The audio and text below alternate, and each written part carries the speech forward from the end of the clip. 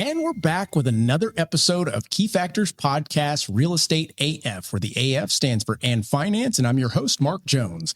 And we are now powered by LoanBot. We'll tell you about that a little bit later, but let's get into it with our guests. Today, I've got some folks joining us that had pretty solid intellectual conversation a while back. So by popular demand, first guest, we have John Hudson. John, how you doing? Man, still number one and still on the run. Amen. That intro should be reigning champions here. Yes, that's right. That's right. And my second guest is Brianna Jones. No relation. Brianna, how are you? Fails. I'm good. How are you? Doing well, doing well. It feels good to be in the studio with you guys. It took a while for us to get here. Love it. Yeah. So we've got some things to talk about today. And I'm going to allow John to kind of kick us off on this topic. All right. Well, everybody knows the news is out there, right? Mortgage rates are coming down. That's right. Everybody rush back out there and get ready to buy a house. Now is the time. But is it?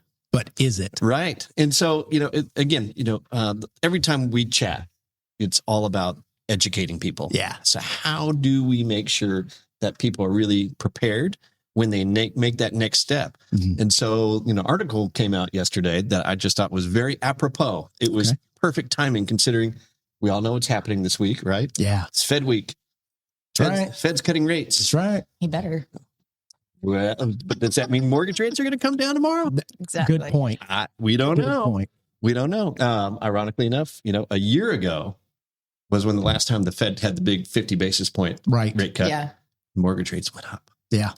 And everybody was going, wait, what? That's not right. I don't get it. I don't understand.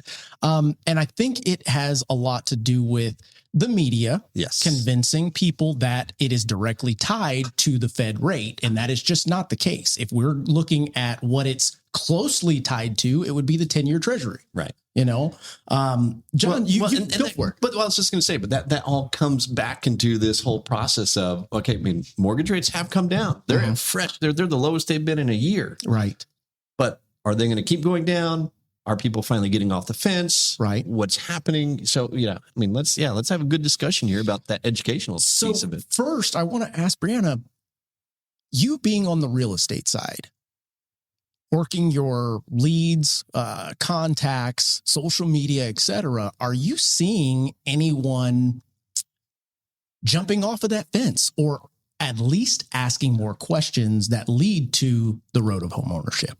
I get a lot more questions, especially I would say in the last 3 months about it. Hmm. I think the biggest thing, and like we talk about, is just a misconception of what people can afford and what they think they can afford. Mm-hmm. And they're scared to ask. Yeah. Honestly, they're scared to ask the questions. And a lot of times they're like, they'll ask me and I explain it and they're like, well, wait, well, how? And it just goes to show you that we're not teaching this even at a elementary fundamental level of high school. Yeah, no, I have to agree with that. And a lot of it, I don't know what it stemmed from, the idea of being fearful of asking the question.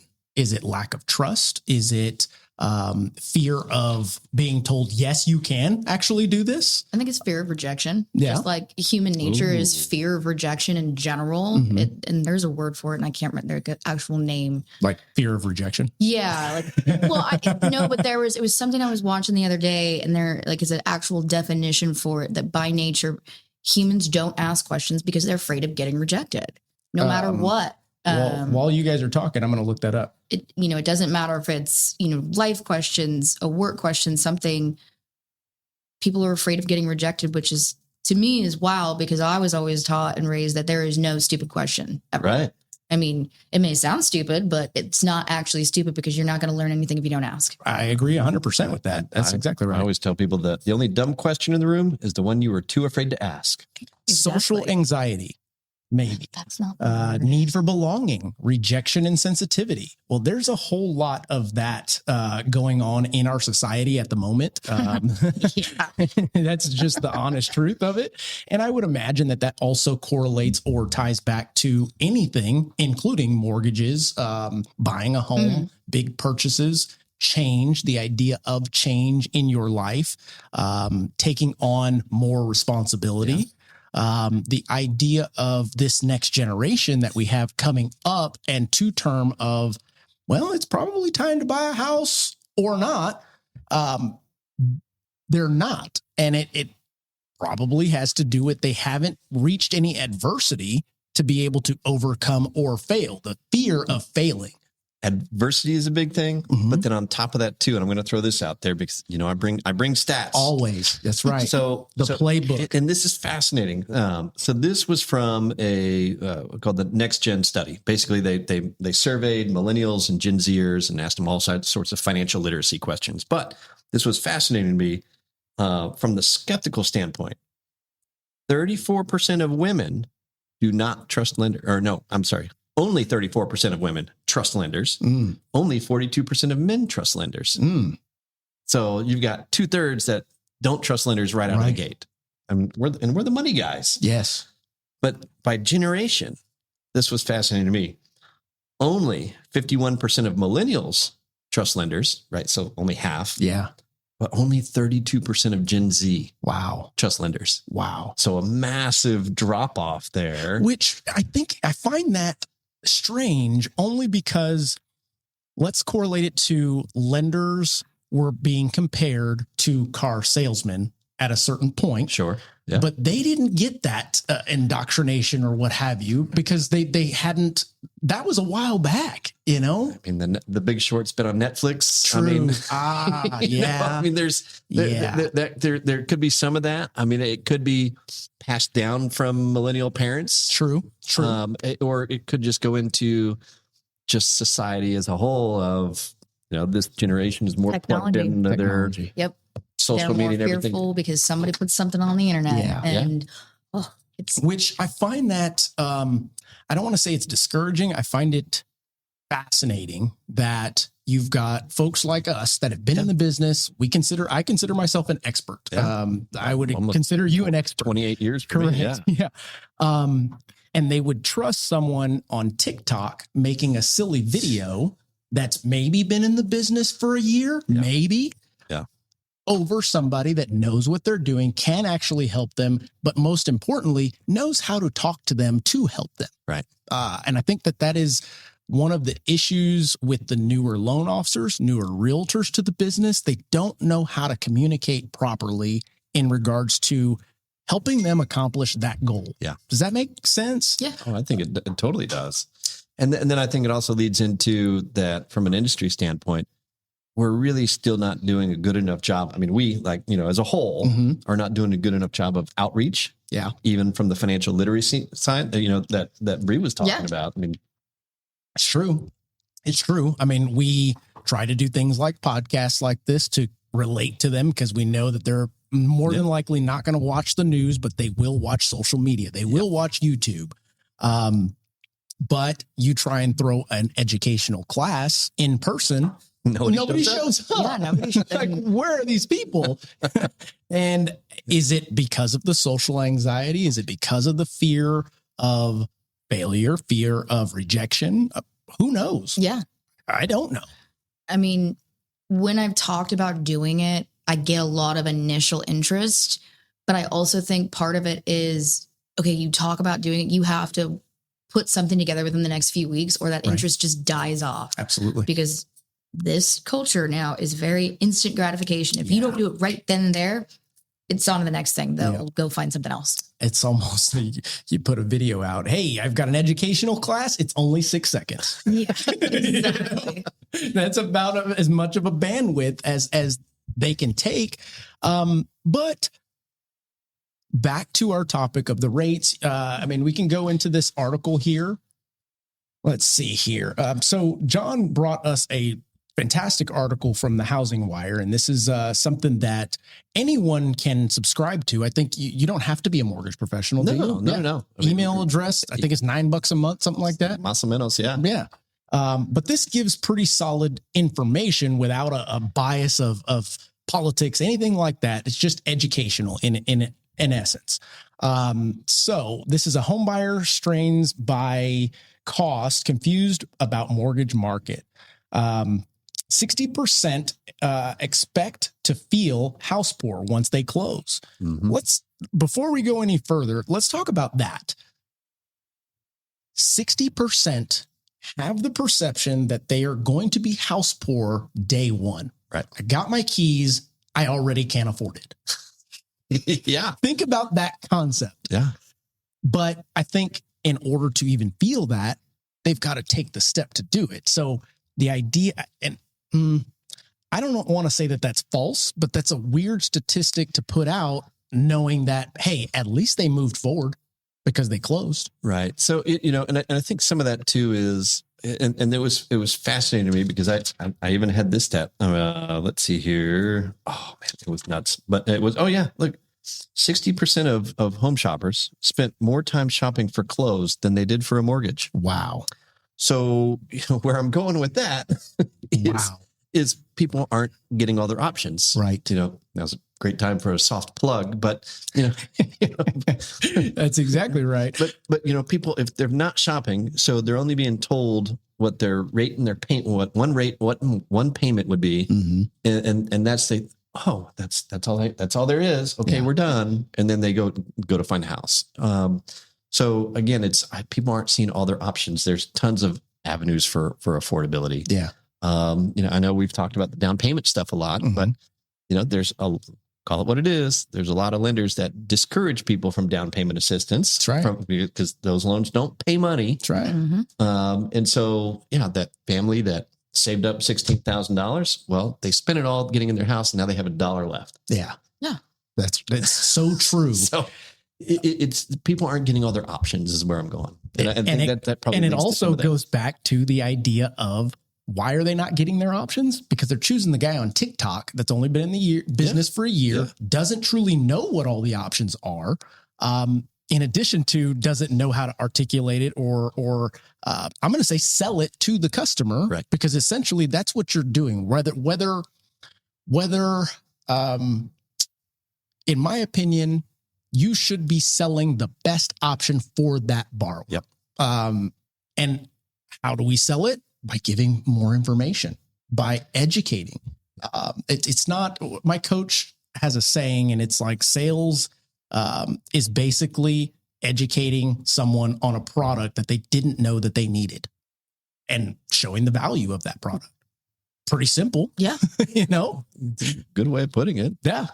So to this article, John, I don't know if you can see from there, but you're probably way better reader than I. I can make that bigger. Ironically enough, if it was right in front of me, I'd have trouble seeing it, but up from there, yeah, you're good. No problem. Go for it. Yeah. So obviously, right. I mean, so it says mortgage rates remain below the 50-year average, which is awesome. And because mortgage rates are continuing to trend lower as of today. But check this out. So they did a survey of 1,000 buyers. And if you scroll down just a little bit more, because this was a chart, keep going down. There's a chart, this one right here. Yep. And this was fascinating to me. So think of all the misconceptions again, that's out there. And, again, consumers have just been sold on, mortgage rates are at all-time high. Well, a year ago, and look at that, only 15% of consumers did not put buying a house on hold. I'm happy to see that. It's truly, because what that means is the rest of them, they're still waiting. Yeah. They're still open to buying a home. I see that as there's a tremendous amount of pent up demand that's out there. Yeah. I have to agree with that. And look at that. A quarter of them put their buying a house on hold by more than 25%. Mm-hmm.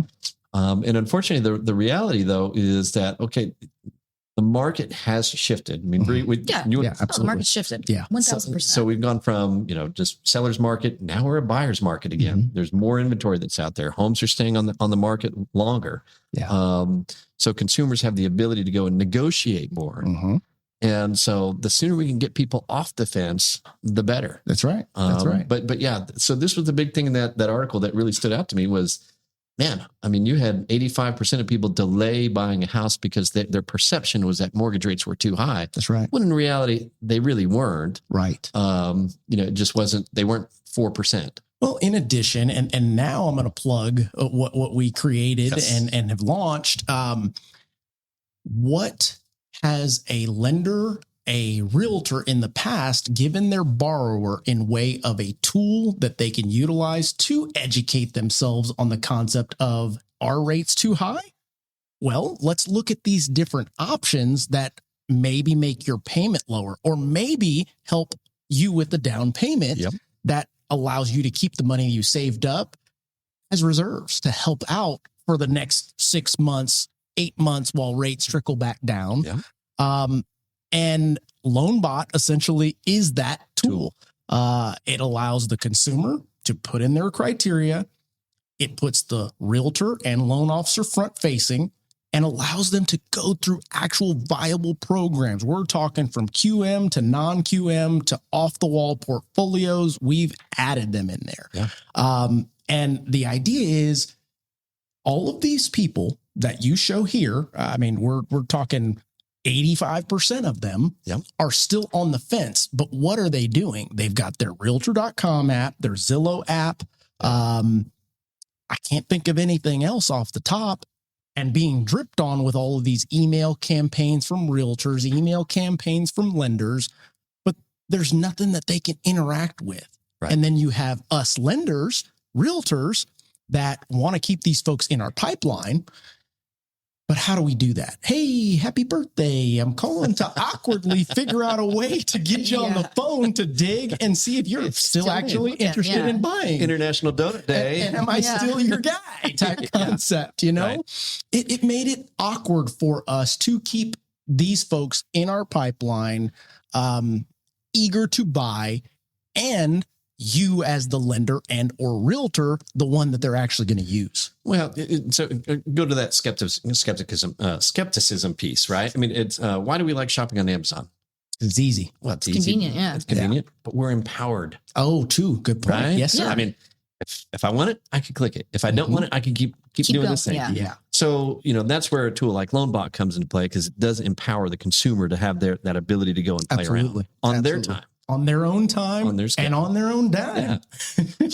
And that's always been, one of my big beefs is most originators out there only give a consumer like, here's your loan. That's your only option. Yeah. It's like, what? Matter of fact, good example of that. I had a branch in Brownsville several years back, and getting to know these loan officers as their leader, educating them, finding out what it is that they're currently doing to see if I can inject any kind of value into their process, into their product knowledge, marketing, all that good stuff. And it took me a minute, but as I look back after they closed several loans, let's say 6 months later, I go, hey guys, you're only selling FHA loans. I'm not upset by that. Right. Yeah. But was that really the best option for the borrower at that time? And it blew this light bulb up thinking, okay, wow. So the newer to the business loan officers, and I'm not saying all of you out there, but in general, newer to the business loan officers tend to learn 1 or 2 programs, get really good at them, and that's what they sell. What they know, yeah. That's it. Sorry. How many people do you see out there advertising? I'm a VA expert. Everybody and their mother. That's exactly right. That's right. Especially the ones that go, I'm a VA expert and I care about the veteran, but I don't offer text vet. Right. Yeah. What? So check this out. 92% of buyers don't know what the minimum down payment is on a conventional loan.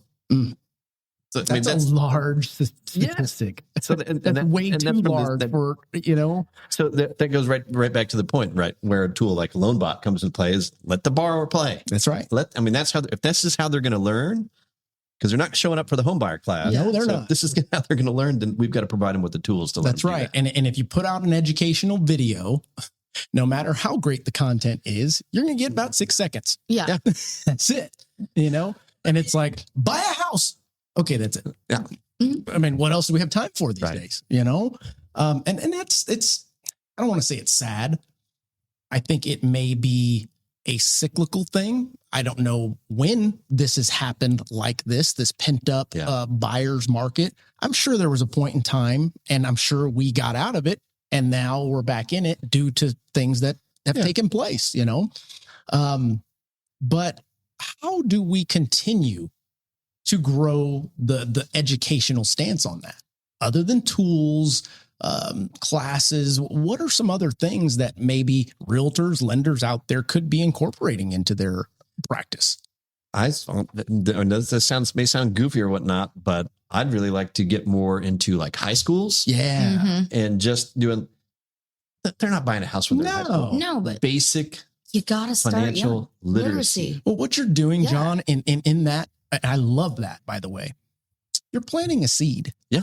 You're planting that initial seed that maybe their parents are renting, maybe they're not. But I know many friends that do not have financial literacy conversations with their parents growing up. Right. Why? I don't know. I had them with my parents. Matter of fact, like I tell you guys, I was the one that filled out my FAFSA or my parents' FAFSA for me at, I think I was 17. And dad was like, here's the tax returns.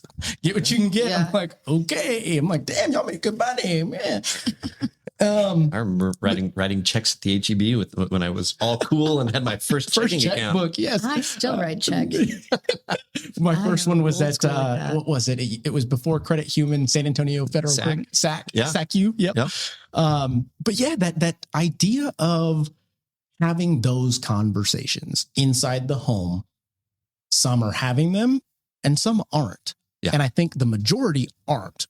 Why? Well, you look at stats on how many people think that they're financially sound. It's astonishing how many people do not think that they're financially sound. Right. So why would you think that you should start teaching your kid this or even fill them in on what's going on in your finances as a parent? Yeah. There's a term that I've seen used, the K-shaped economy, right? So where it's basically along the lines of rich are getting richer, poor are getting poorer. Yeah. Right. Where it's moving in a K.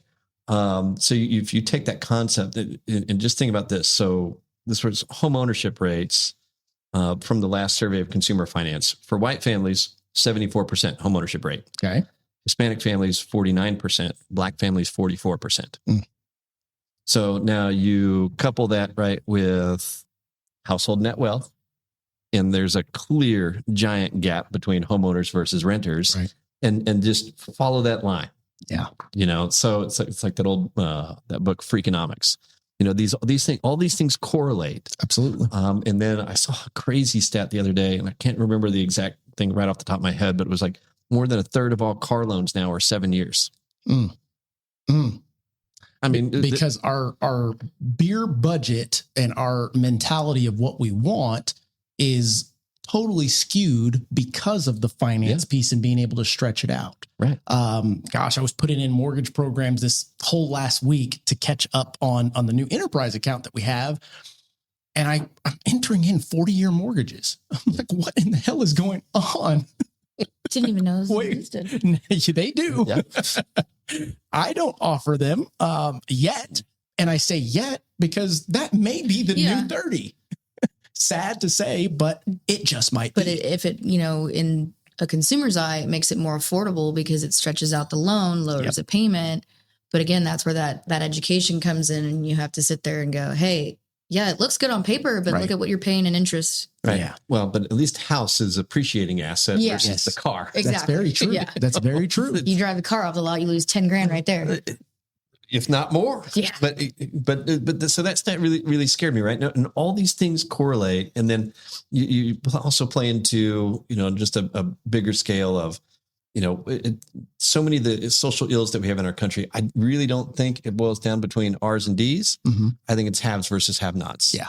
And so if we can get home ownership rates up across the board for everybody, then it's not going to happen today. It's not happening tomorrow, but a generation from now, we'll start to see that pendulum kind of come back Balance into the out, center.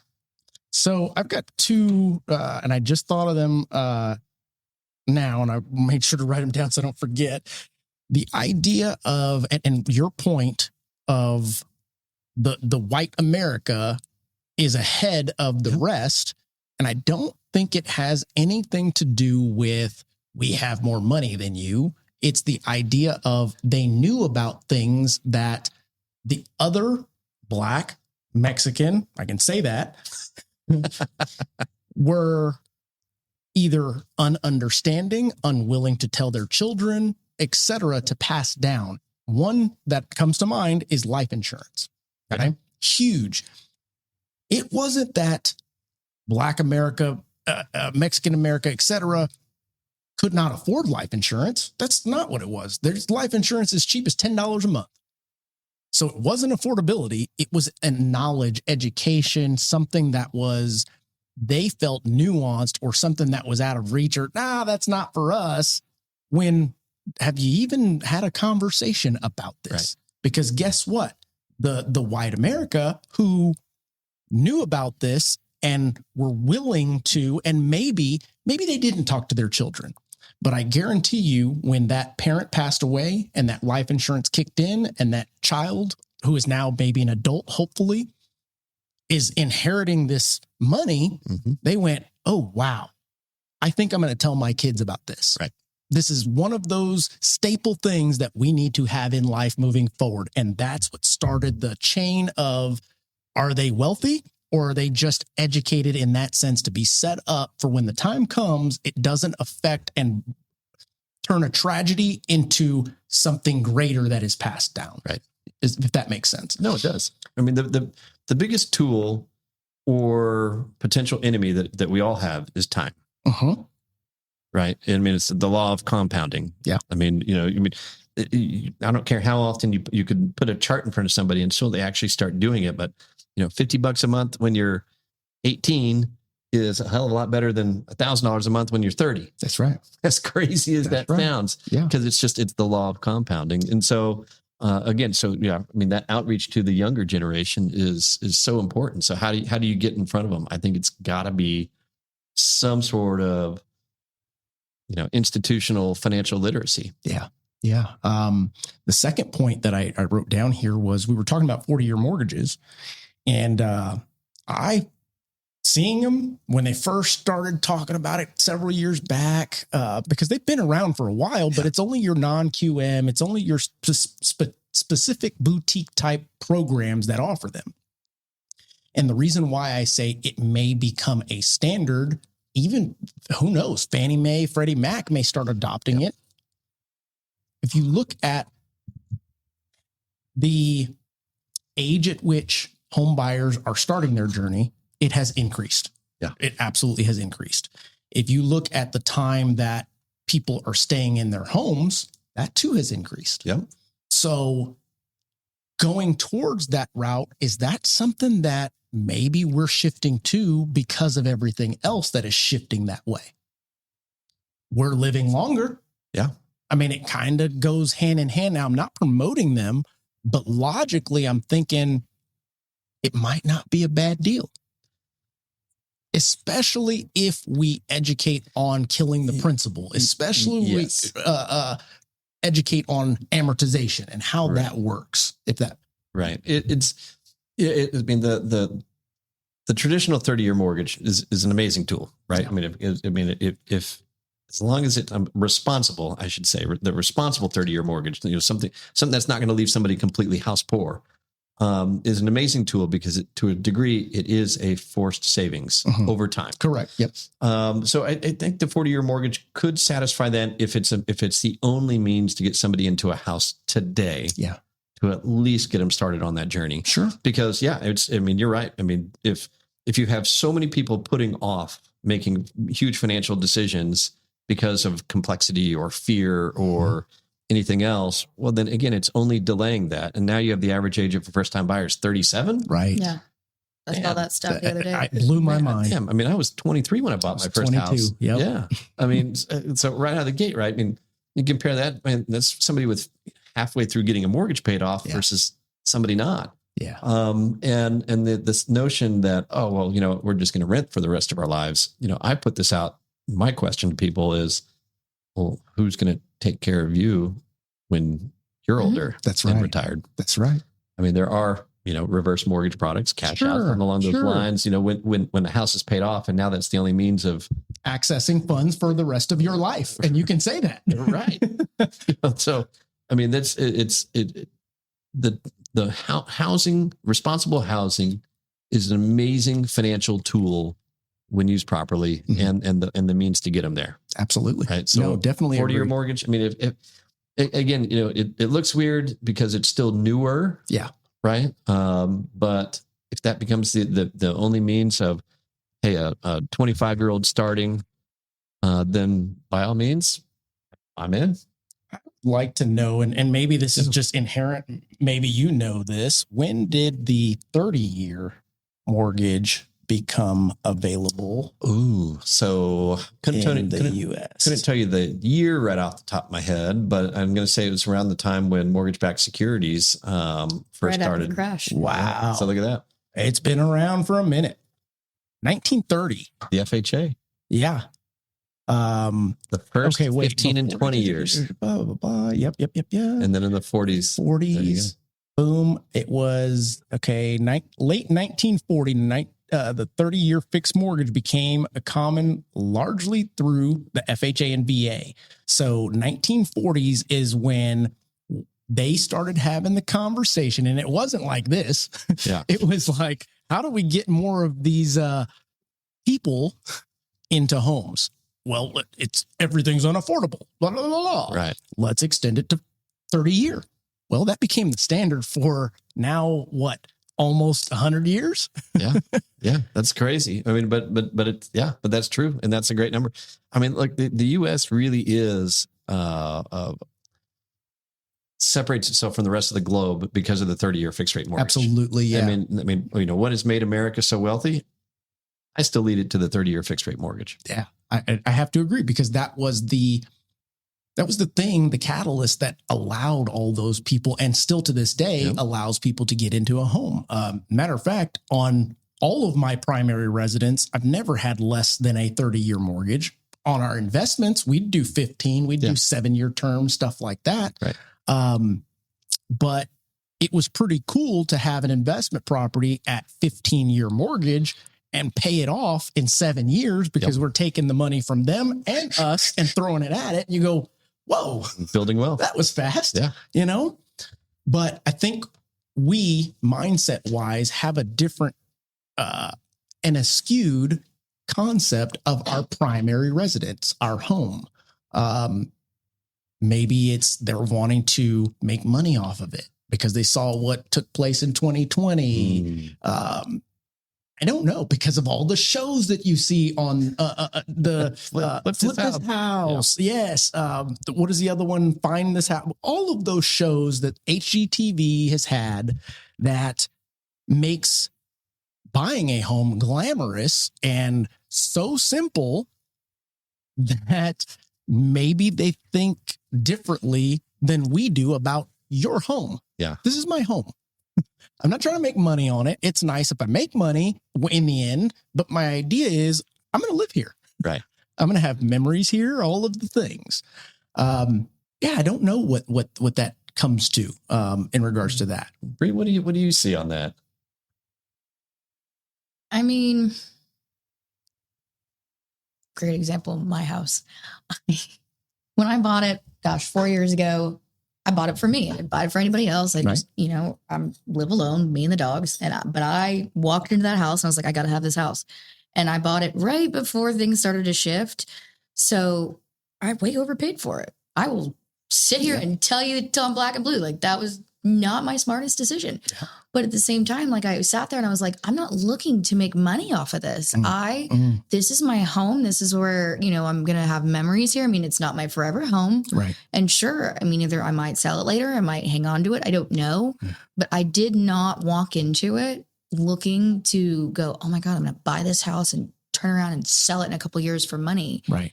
And it's interesting because I've had in the last 3 or 4 years, I've had 4 or 5 sets of clients buy on the high side.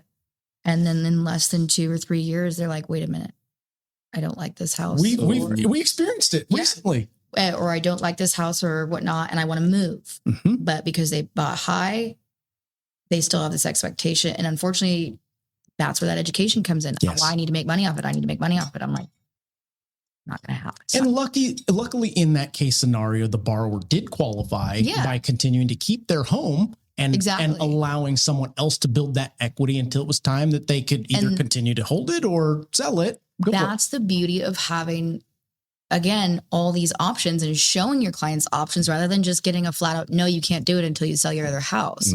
Because I've had it now 3 or 4 times where I've been able to, okay, we don't like our house, we want to move. I find them a new house. I'm still able to have them keep their old house, either rent it out or something, but still get into a house that they actually like, that they actually enjoy. That's right. Because there's nothing worse than living in a house you are not happy in. That's right. Or with neighbors you don't like, or That's right. any of it. So, I mean, that goes back to, why are we not giving people more options? Yeah. Because they're out there. Yeah. I mean, it happened when I bought my house. I had a lender that I had worked with for years tell me, hey, actually, you don't qualify. And the only way you do is if you bring $50,000 down payment. And I was like, a lot of money. Excuse me. And I turned around and I called another lender that was just helping me on a deal. And I was like, hey, this is what's going on. He's like, watch this. Within 2 weeks, he had it turned around, completely flipped the script. We went with the FHA versus conventional. And I walked away taking money home. And the reason being is the original lender that you worked with, I'd go as far as to say he wasn't familiar or comfortable with an FHA loan. Because if not, why does he not offer that as one of them? A lot of people think, well, you're an educated borrower, you've got money, let's go straight conventional. Yeah. Well, in many cases, let's say borrower has the 20% to put down, 10%, 5% to put down, but they've got a 680 credit score.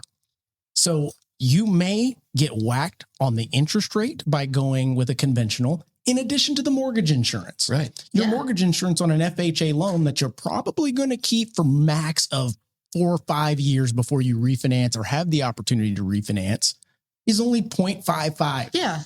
The whole, but there's lifetime MI on that. Bullshit. Who cares? Yeah, but you're not going to keep it for your lifetime. Right. Yeah. Right. And again, the education on it too. Like, That's right. That's right.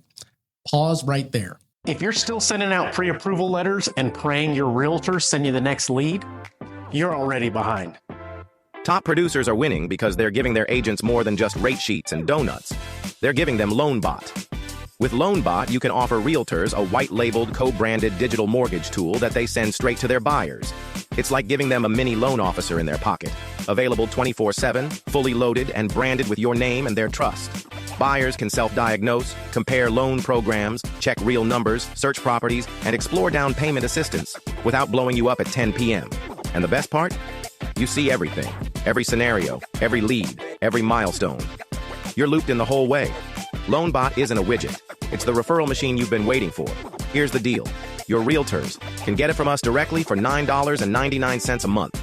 But it'd be in your best interest if they got it from you. Either way, they're going to get it. White labeled, co-branded, transparent, and more. Sign up for your demo with our team of innovators. And we're back. Thanks for taking a quick 60 seconds to educate yourself on what LoanBot is. But back to this topic. We were talking about 40-year mortgages being maybe the new norm. It's not now, but could it progressively become? I don't know, maybe. But then the idea of, like we talked about a bit ago, the 60% think that they're going to be house poor at closing. And I don't know. Let's go back to that because I don't know if it was they think that they're going to be house poor or they are house poor. No, they feel that way. Yeah, they feel that they are going to be house poor. So 60% expect to feel house poor. So it's this fear of change, fear of upgrading what you're doing. It's not an actual because, and that makes sense a little bit more so because I'm going, wait a minute. So you're going to close and you're poor. What is that lender doing? They didn't educate you enough on all the things that are on your credit report, that are outside of your credit report, et cetera. But let's talk about what is poor? What is house poor?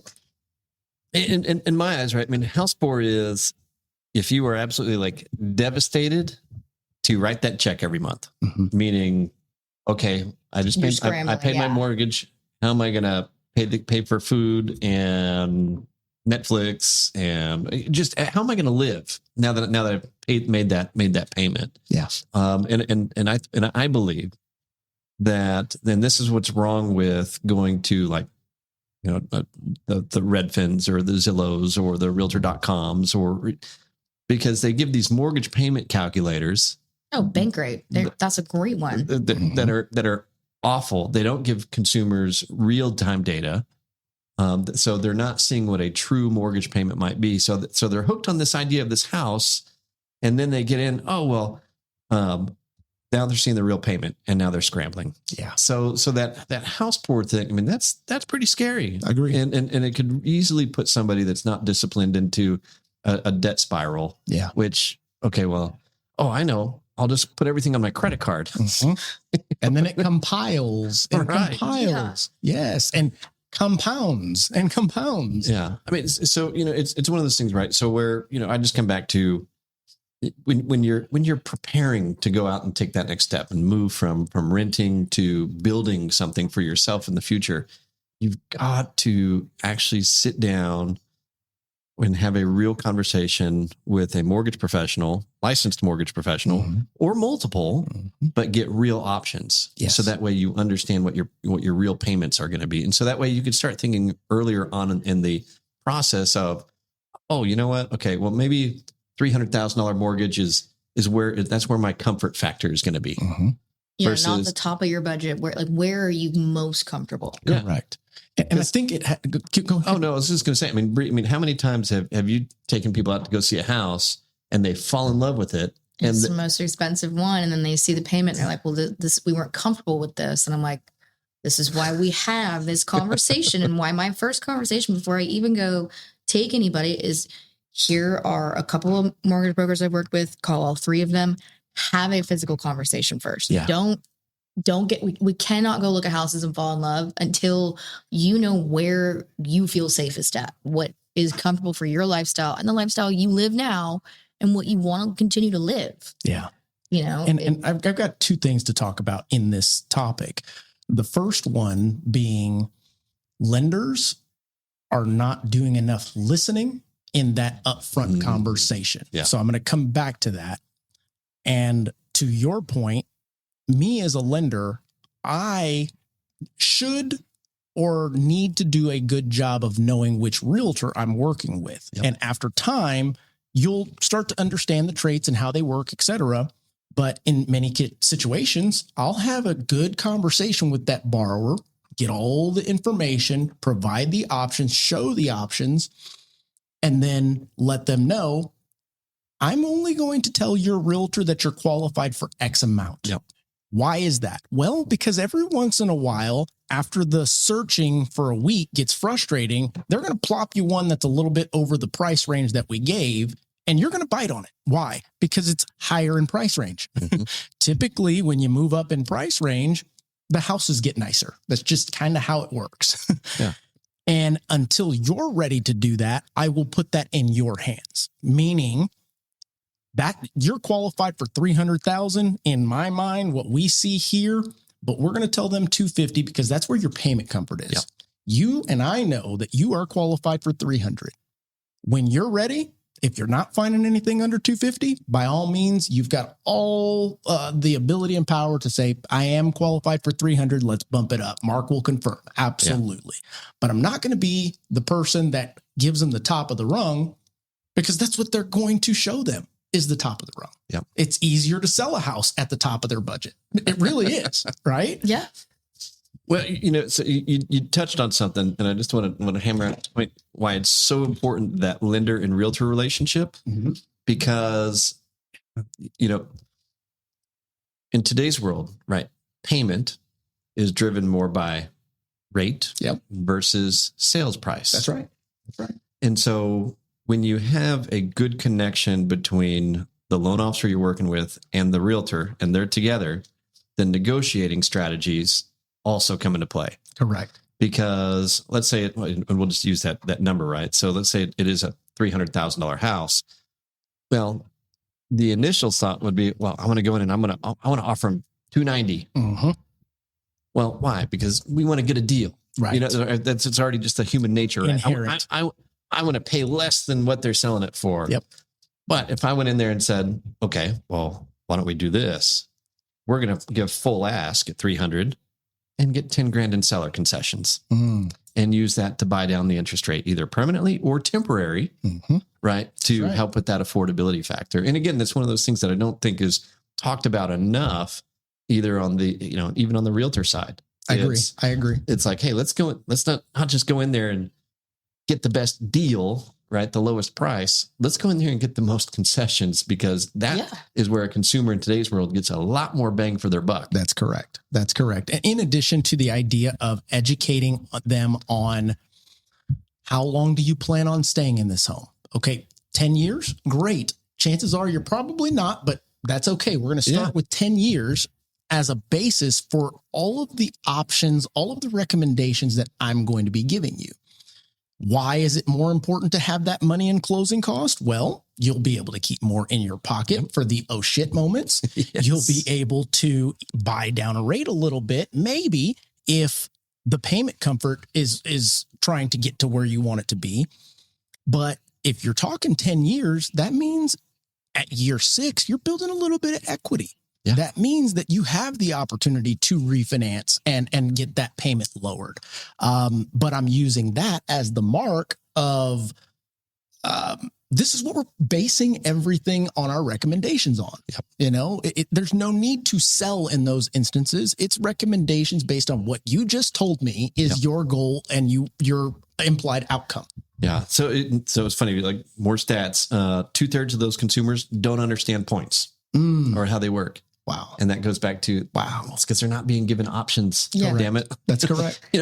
People need to see door number 1, door number 2, door number 3, door number 4, door number 5. Yes. Yeah. Choose your own adventure. In addition to, this is why I think this is the best one for you. Right. Yes. Right. Here's my recommendation, but here's your pick. That's right. So it's, again, right. So with the house poor thing, let's identify the comfort factor and then kind of work backwards. Yeah. And then identify the payment. And, interestingly enough, it's once there's that understanding between the lender and the borrower and all that's well communicated to the realtor, now more options open up. And I can give a couple examples of where, the best way for the consumer to get the most bang for their buck that they were in the payment range they were comfortable with was actually identifying properties a little bit further out of town in USDA areas. That's right. And in both cases, we took borrowers from having to have money, basically pay cash at closing. But in both cases, we actually got them their earnest money back at closing. That's right. Because again, now they got houses with lower tax payments and negotiated seller concessions. And so they got 100% financing and got their earnest money back. Right. I mean, that's the best idea, but it boiled down to, what's the payment you're comfortable with? Okay, now communicate that to the realtor. And then, ball's now in your court. John, you mentioned USDA, and I want to ask you a question that I don't know if it's accurate or not. It's just something that I feel based on what I'm seeing. I used to do a ton of USDA. Then there was a certain point in time where I didn't do any USDA. Now I'm back to doing and offering USDA as an option. And I have a feeling that us as mortgage professionals steered away from USDA, even though it was the best option for the borrower, because realtors continue to demand we need a fast closing. Yes. I mean, I would agree with that. I mean, it's the same reason why, there was a period where people got away from even VA loans or FHA loans or anything else like that. That's right. So, but there's definitely a resurgence in that. And I do think it boils down to some of the affordability factor. I mean, more people are looking at, the growth of San Antonio. Where can I get the most bang for my buck? Okay, it might be in Lavernia or, there's even pockets like in Spring Branch of USDA. That's right. Where there's some great homes being built. Yeah. So, but it is, folks looking for where do they get the most bang for their buck? And maybe the USDA, maybe that's why we're seeing the resurgence in it. That's true. And along those lines too, the quote unquote affordable product that some of the big mega builders are building, it's not really very attractive. Right. And so, can you dive into that briefly? Because the folks out there, they think, oh, builder, they're just saying that because they're outside lenders. No, not at all. I mean, it's if there's product out there for, $180,000, all in that looks like it's a couple of containers stacked on top of each other, but you could take that $180,000 and at the same neck, go out into the neck of the woods and get 5 acres in a really nice manufactured house. Right. Preach, please. Yes. I mean, we love manufactured homes too. These are not Cousin Eddie's tenement on wheels parked in the driveway anymore. Not anymore. I mean, we did one, it was a couple years ago. It was the biggest one I ever saw, but it was like $500,000. Bougie right there. I financed Super one. nice now. I financed one 6 months ago for $600,000. Yeah. On the land. Right. Double wide, deck all the way around, retired. And Let's go. And it was VA. a better product Yep. than what, a mega builder has. And guess what? If there's land, then established trees. That's right. Not stacked right next to You're your exactly your correct. neighbor. So In addition, the taxes, which go hand in hand with your payment, are going to be lower out there, you know? So yes, so we're definitely seeing a resurgence in USDA. And for folks that don't know, that are watching this, ask your lender, get on LoanBot and learn more about what the USDA mortgage is, because, second to a VA mortgage, the USDA might be just the next best affordable loan product That's out right. there. Matter of fact, If you fit in the box. Right? as a matter of fact, I would say if you're not a veteran, the USDA is the most best, affordable. yeah. Absolutely. Yeah. Zero down. You've got lower mortgage insurance on it. super cheap. Even though you're financing 100% of the property, it's still a lower payment because you've got a mortgage insurance that's half the amount. Mhm. Another beautiful piece to it, and we don't mean this to be a USDA education session, but it hasn't been talked about.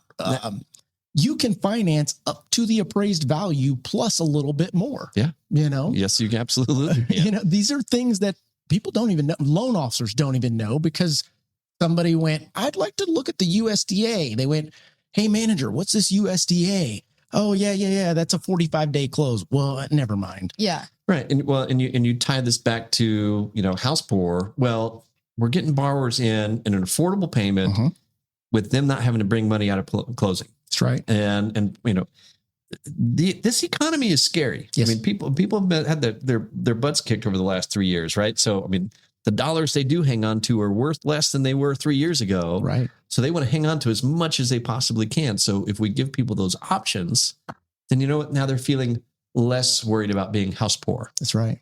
That's right. What are your thoughts on this topic? Do you work with a lot of folks that are more payment conscious than, let's say, trying to find the perfect home? Yes. Does that make sense? Yes. I mean, the one I just closed a couple weeks ago, the payment was the biggest issue rather than price of the home.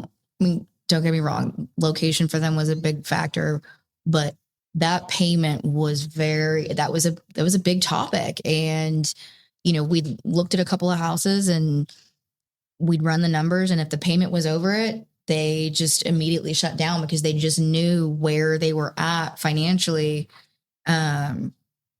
to be able to make it work. Yeah. And especially, again, they were ones that we were able to still get them into a home that they liked more than their current one, while keeping their other one and, renting it out, which is great for them. But we still had to factor that in, that, okay, there's still two mortgages. We got to be really conscious about this payment. That's right. But I get a lot of people. I had a conversation with somebody yesterday, a great conversation. They're she wanted to rent. And I was like, okay, this is what you're paying in rent. I can find you that. And you could build some equity just by buying. Right. Yeah. It's right. it's a starter home, but it's a small family. What you are dumping in rent is, I tell people, and I'm straight up, I'm like, look, that's a waste. You're paying somebody else's mortgage. You're making somebody else rich. That is what I like about you, is you are, just like me, very honest and unfearful of how they're going to feel. Why? Because it is the truth. It's something that they need to hear. And when it comes to something like this, it's one of the largest financial decisions you'll ever make in your life. You don't want somebody that's going to sugarcoat things. You want to know exactly what it is from point A to point B. And I will tell you, that's a really bad idea. Yeah. But hey, I can tell you don't have to listen to me, but I'm going to tell you straight up that don't do it. Just remember where you heard it. Exactly. Right. Absolutely. I get it. So I get it.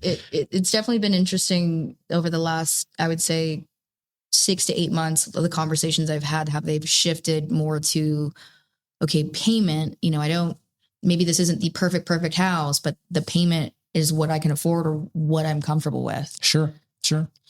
Well, I want to circle this back around to our original topic, unless you've got something there. Well, I was just going to say, right. So just more fun data, Please. more stats. 52% of buyers feel overwhelmed with financial information, and over 50% have delayed important financial decisions due to complexity. Mm. So, on top of not getting their options, nothing's being simplified for them either. Right. Right. So they're being talked to, not talked with. Well, that's a great way to put it. Yes, I like that. And the idea of, is the lender realtor talking to them because they have not learned to understand what the borrower is giving them, relate to it, to find that commonality that it would make more sense if you utilize what they just said or what they've experienced to get your point across. Right. And you touched on that before the break, which is people not listening enough Correct. to what the consumer is saying. Yeah. Right. That initial application interview, because, for the most, for all intents and purposes, it is very easy for people just to go onto an app and fill in information, but there's not enough follow-up conversation. Correct. To really, okay, now we have your application. Let's review it together. That's right. And this is where you could pick up, or as an originator, right? This is where you pick up, what's in between all the lines. Yeah. It may not be what they said. It could be how they said it in many cases. So I want to circle back to what we started this conversation with to get some opinions on this. And it was the idea of the Fed more than likely will be cutting interest rates. Mm-hmm. What will that mean initially? What could it mean for the near future, like right after it happens? And are you already seeing some sentiment of buying or getting back in the market? We know that there's 85% still on the fence.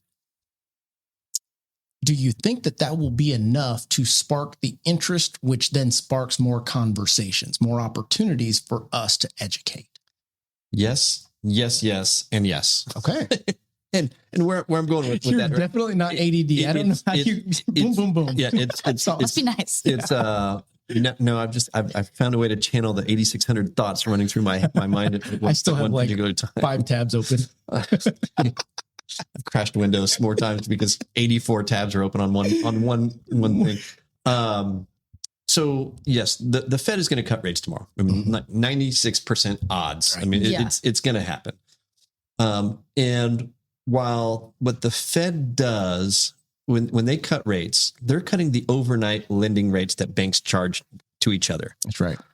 While it doesn't directly impact mortgages, what the Fed says following their decision, if they're saying that, hey, the economy really is slowing down, that could push more people in, or more investors, I should say. And these are insurance firms, these are hedge funds, these are governments buying into buy mortgage-backed securities, which raises the price, which brings the yield or the interest rate down. So it doesn't directly mean that rates are going to come down, but it could. Asterisk mark, though, the last time that the Fed made a big rate cut decision, and they cut rates 50 basis points, literally a year ago. That's right. We were at really low. I mean, we were at 1 year lows. That's right. Pretty much right where we're at today. Fed cut rates by 50 basis points. Rates shot up. Yeah. Mortgage rates shot up. And everybody, the masses were going, very few were like, well, but look over here. But the Fed cut rates. No, why did your mortgage rates go up? You're trying to screw me. It's like, That's no, exactly what was told. That's not how it works. And the reason that happened was because the bond market said, no, there's still a lot of inflation out there. And that is impacting. And so if the Fed is cutting rates in a high inflation period, it's basically devaluing the future investment of that bond. Yep. So they're saying, we don't want it. So if they don't want it, how do you get people to buy it? You lower the price and you raise the yield. So that could happen. I don't believe that that's going to happen tomorrow, because you've seen a lot of, the job labor reports coming out and being like, man, there's not as many jobs have been created as what they've been saying. And I tell you what, there's a lot of openings lately. there's a lot of openings. A lot of the jobs that have been created, right, are part-time, right? These aren't full-time positions. And so the economy overall is weaker. And I believe that the economy will continue. My hot sports opinion here. Yeah. I believe the economy will continue to get weakened. Why? Because, man, the consumer is getting tapped out in many cases, right? You're right. You know, we're hitting spending limits. We're taking 7-year car loans now. Right. So less consumer spending means that slower economy, which means that mortgage rates will come down. Ironically enough, retail sales came out this morning hotter than expected. Yeah. Like, how is this happening? I don't know if it's all the buy now, pay later burritos or what, but more money was spent. Yeah. But at some point, the tab is going to come due, and when will that happen? Now, I don't want to get too down this rabbit hole or rumor mill, but there was an article this morning that I did see that mentioned that the odds have increased of the Federal Reserve beginning to buy mortgage-backed securities again. Oh man, that sounds beautiful. So what happened the last time the Fed was buying a bunch of mortgage-backed securities? What did happen? Didn't turn out well. Well, we saw mortgage rates come down to. Oh, yes. We're talking historic. What is the concept of the mechanism? Absolutely. Not why were they? Wait a minute. Not why were they buying it? They were buying it because there was a global pandemic that was like thrashing the global economy. But what they're doing is they're throwing their hat in the ring. Yes. Yeah. Essentially. You know, Trump wants lower rates. Mm-hmm. I mean, he wants. You hear him all the time. Trump wants lower mortgage rates, and as he's maneuvering and getting more people on his corner at the Federal Reserve Board, that could happen. And if it does, we will see mortgage rates come down. Right. Now, but on the big but is mortgage rates come down. So we know what happened on the lending side. What happened on the real estate side last time mortgage rates were at super low rates? I ran around with my head cut off. Yeah, that too. You had an influx of buyers come to the market and flood the market. Yeah, at once. And we went down to less than, I think it was like 3 weeks of inventory. We're sitting at, I want to say what I saw yesterday or last night was almost 7.1 months of inventory here locally between Austin and San Antonio. Mm-hmm. But I mean, every listing I had during that, I had 10, 15 offers. Right. I was having 10, 15, 20 showings a day. Over the sales price. Over the sales price. I mean, I don't think we closed one that didn't go at least 50 to 60 over. That's right. No inspection, no nothing. Yeah. They were just like throwing cash at it. But at the same time, people were just scrambling for whatever and were buying houses that they didn't even love because they just needed something or felt like they had to buy something, because it was that whole also thing of, well, everybody else is doing it. I've got to do it too. That's right. And this is actually one thing, and I'll say this to the folks listening in my in frame.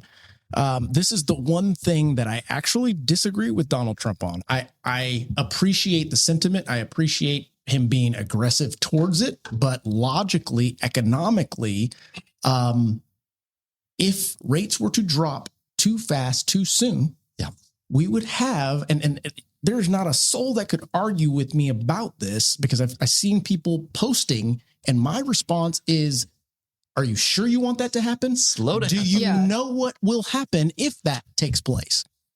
We will have exactly what you're talking about, but I think it will be worse. Oh, yeah. I really do. And it's because of the 85% that's still that have sitting been there. Sitting and waiting. That's correct. I'd rather, like you said, see it go slow. And not only that, but again, it goes back to, you get this panic buy. And that's the last thing I want, are for people to panic buy things that in a year's time, they absolutely regret. Yeah. Because then again, it makes my job way harder when they call and they're like, we don't like this. And I'm like, oh, you sold us this thing we don't like. Yeah. And I'm like, well, I asked you 4 times, did you really want to do this? Like, yeah. And then a year later, it's that buyer's remorse. And I'm like, well, I can't exactly sell it for what you bought it for. That's right. Right. That I don't want to, my job is to get you something that you're happy with and that you love. But I also, at the same time, have to sit there and go, is this the right decision for you? And I don't want to put you in a position that, like, again, where I get a phone call in a year or two that you're not happy. And then me personally, and this is just me personally, I feel like I didn't do my job then. If you're not happy in a year or two, that rides on me. Like, that sits very heavy on me that, okay, where did I go wrong? How did I not either educate you enough or explain this enough for you to understand that if in a year or two's time, this isn't what you want, I haven't done my job. That's right. That's right. And I can definitely see how that can impact you as a realtor, having those phone calls. It's only been a year. It's only been 2 years. What did I miss? Yeah, exactly. What did I miss here? But at the same time, we also have to keep in mind, people are human. Yeah, people are human. And I get Luckily, that. you know? Yeah. Yeah. So For now. so I don't want people like buying toilet paper off the shelves, right? I mean, that's what was happening with houses. Exactly right. I'm not fighting for toilet paper again. But I'm with you, right? And so it needs to be a controlled deal. I mean, if you drop them too fast, then you create a mess again. And then now and all we're doing at that point is then the next time it does normalize again. Yeah. Now there's even fewer homes on the market. Correct. Right. So now you're trapping future generations, and here goes that K again. Yeah. And so the struggle is going to continue to be real. What I would advise people to do, again, right, out of that 85% that are waiting today, don't wait for rates to get to 3%. Right. Now You can always refinance. right. I mean, but find something that, if you could afford it today, man, awesome. You're set. I totally agree. And my comment about the Donald Trump concept and what he's doing, I may not agree with it as a whole, but at the same time, I'm only me with what I know. It could be another art of the deal, to be honest. It could be another, to get here. Well, right. So you got to think too. I mean, he's got the tariff thing over here. Correct. So how can I offset potential, downside from the tariff thing? Oh, I know. I can make mortgage rates down and drill baby drill, get gas prices down. I can offset the expense that the tariffs are going to have. So it's way bigger than what we're talking about here, for sure. For sure.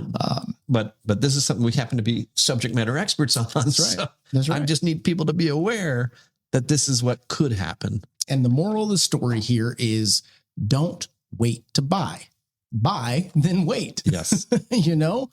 Well, guys, I think that was a pretty good discussion on a lot of quick topics that many folks out there, the 85% is probably going, well, what kind of advice should I have? What would a mortgage lender tell me? What would a real estate agent tell me? Because I'm seeing the news and it sounds like rates are going to come down.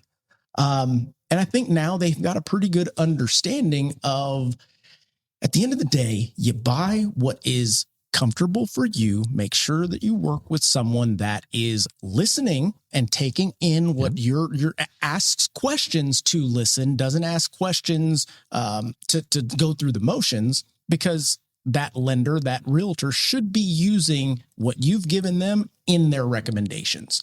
And overall, we can only educate you so much. We can only lead you to the water so many times. At a certain point, we're not going to hold your head down to make you drink, because like an old saying that I have, some will, some won't. So what? Someone's waiting. Yeah. And that's that. You guys have anything else to add? Yeah, I would just, add again, I mean, just the numbers don't lie. The statistics are out there and they're real. And one thing that no one can deny is the mere fact that household net wealth for homeowners in this country hovers around 400,000 today. Mm-hmm. And the household net wealth of a renter hovers around 10,000. Yeah.